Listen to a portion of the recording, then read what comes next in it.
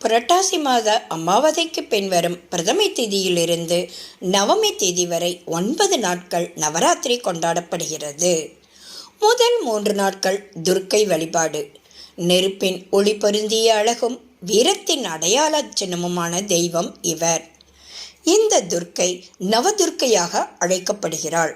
வனதுர்க்கை, சூலினி துர்க்கை, வேதோ துர்க்கை, ஜுவாலா துர்க்கை, சாந்தி துர்க்கை, சபரி துர்க்கை, தீபதுர்க்கை, சூரி துர்க்கை, லவண துர்க்கை என்று நவதுர்க்கையாக போற்றப்படுகிறாள்.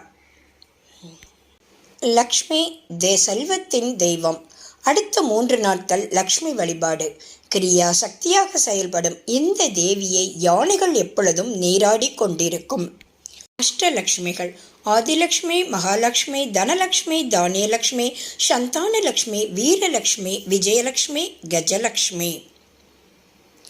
அடுத்த 3 நாட்கள் லக்ஷ்மி தேவிக்கு பூஜை செய்த பின் கடைசி 3 நாட்கள் சரஸ்வதி தேவியை துதிக்கிறோம். கல்வியின் தெய்வமாக போற்றப்படும் சரஸ்வதி ஞான சக்தியாக அருள் தருகிறார். சரஸ்வதியை வழிபடும் நாள் சரஸ்வதி பூஜை என்று சொல்கிறோம். அஷ்ட சரஸ்வதிகள் வாகீஸ்வரி, சித்தேஸ்வரி, துலஜா, கீர்த்தேஸ்வரி, சரஸ்வதி, கட சரஸ்வதி, நீல சரஸ்வதி, கினி சரஸ்வதி என அஷ்ட சரஸ்வதிகள்.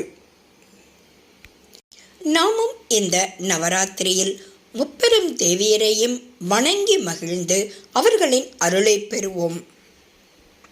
நவராத்திரியையும் சிறப்பாக கொண்டாடி மகிழ்வோம். நன்றி, வணக்கம்.